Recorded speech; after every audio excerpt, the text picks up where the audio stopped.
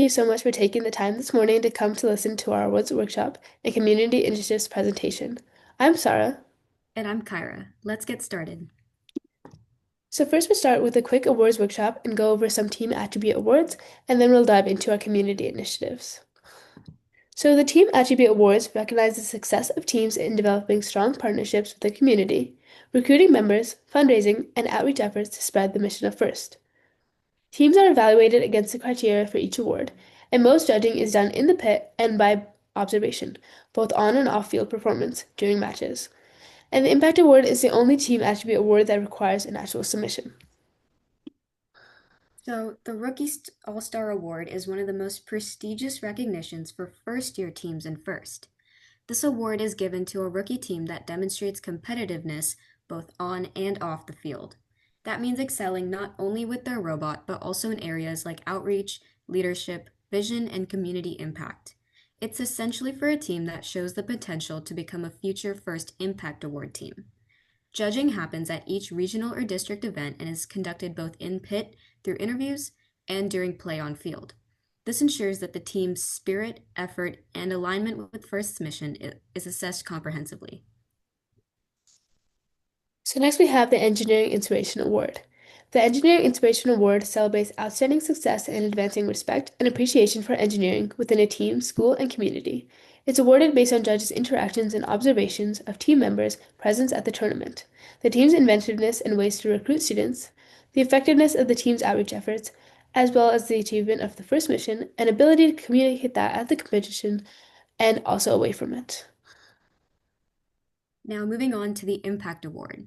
The Impact Award is the most prestigious award in First, as it honors the team that best represents a model for other teams to emulate and also embodies the mission of First. And as Sara said before, this is the only award that requires a submission.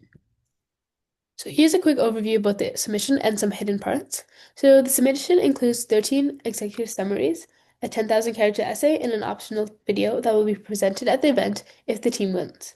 Additionally, teams have to give a presentation at the event to judges. However, there are a lot of hidden aspects, including your team's social media, website, and YouTube, that judges can also look at and are also equally as important to submission. So, executive summaries are the first part of the Impact Award submission. They are comprised of 13 500 character short answer responses, and they tend to be more data focused.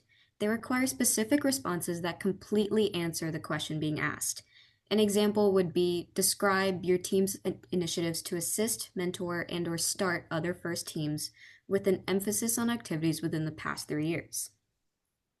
So the short answers can be a little bit intimidating at first, and each team has a different process to responding to them. However, we have a really specific iteration. So first we focus on narrowing down our initiatives, so identifying the core elements of each initiative and why we do them. By prioritizing simplicity and clarity, we ensure that each idea could stand on its own. Next, we condense each initiative into a single bullet point. This step helped us draft concise first-pass statement that could easily understood and evaluated. Then we moved on to data collection and feedback after multiple iterations. This involved gathering stats and revising the statements based on their insights, ensuring that they were both relevant and impactful. And finally, we reached the final draft. So, some key points for writing these executive summaries. You want to first maintain a balance between qualitative and quantitative aspects. Since these are shorter summaries, you want to make sure that you're still using numbers and measurable achievements while also telling a story behind those accomplishments. Second, you want to make sure that all of your initiatives are equally addressed. You don't want to double dip too much because there are 13, so you want to make sure that not a single initiative is just dominating the space. And then third, avoid crossover with information that you present in your essay. The essay is more comprehensive and long, so you can expand a lot more on stuff. But if you're, again, double dipping, it's going to take away from the impact of each one. So you shouldn't try to duplicate the essay, but rather complement it with your executive summaries. And then finally, cutting down content happens towards the end. You want to start with a comprehensive draft that can be a little bit longer, and then as you focus in on your key information, you can trim off the excess. Okay. Okay, next part we have is the 10,000 character essay. So the essay is a 10,000 character opportunity for your team to describe its activities and achievements in narrative form. This isn't just about listing accomplishments, it's about telling your team story in a way that reflects who you are, what you do, and why you do it. So some general tips on how our team approaches it is we start with having a cohesive theme throughout the essay with a narrative emphasis rather than simply stating the accomplishments of our team. We directly show the team's efforts that correspond with the ideals of first and making everything more obvious. And the third thing we try to do is explain the motive for our team's efforts and what we are trying to accomplish long term. Finally, just a general tip for the essay is to try to make it as personal as you can by including lots of testimonials and anecdotes so the judges remember it and it's easier to make it a whole team effort and not just one or two people who are writing the essay. Okay, next is the presentation. This is a really intense part of the Impact Award. And what you want to do is make a script and present to these judges. But what you want to do for your script is make sure it feels like a real conversation, not a script. So you want to talk about initiatives that you're actually involved in or care about because it comes across as more genuine. Our process for presentation team is that we start with auditions and we pick the people that are best, and then we work our way to the final presentation at Worlds. Some techniques that you should pay attention to is your pace, so you shouldn't rush or drag. You should speak clearly and use your hands naturally, and emphasize key words or phrases so your main points really land.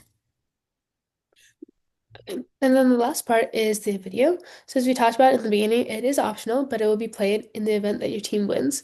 So you want to keep the video under 3 minutes and showcase the outreach that the team has done. And it's important to incorporate a consistent theme and show, not tell, your team's efforts. Just a quick disclaimer, the judges may not review the video at all. So if the video is not as great as you wanted it to be, don't think too much about that and don't stress. And you can look at some of our videos online on our website and also on YouTube in general.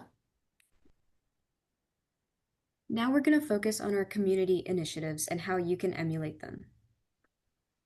So the first one we're going to focus on is First Access. First Access is an 8-week after-school program that is catered to students with special needs. And so we do this both in the fall and the spring. And so we utilize FL curriculum to introduce skills like communication, fine motor skills, building, and identification. And not only does this give students with special needs a way to experience robotics and competition, but it also gives a shared space for people to be able to make friendships and lasting bonds and develop an interest in STEM.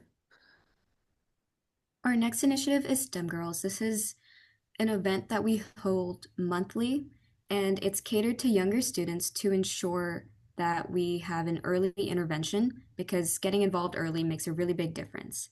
And we try to show them that STEM isn't just one thing, it's engineering, chemistry, math, biology, all of it working together, not just robotics concepts.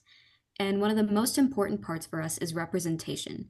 When younger students see female role models in STEM, it helps them realize, hey, this is something I can do too. So it's a really big part in making sure STEM is accessible. Okay, and then the last one we're going to focus on is lily pads. So these are engineered seats for IV poles that are customized for children who are staying in hospitals for extended periods of time. As you can see in the photo, this one has some characters from Finding Nemo. So just anything that the kid really likes, and we can customize it. And so the key focus of this initiative is to give kids who may be facing low morale in hospitals a way to enjoy themselves and make the best of their situation. This slide is our year in review. This is an overview of all of our initiatives. Please let us know if you have any questions. Okay, cool. And then just overall, if you have any questions on any of the awards we went over or our process for Impact Awards or our initiatives, let us know. And if not, you can always reach out to us or feel free to email us or check out our website.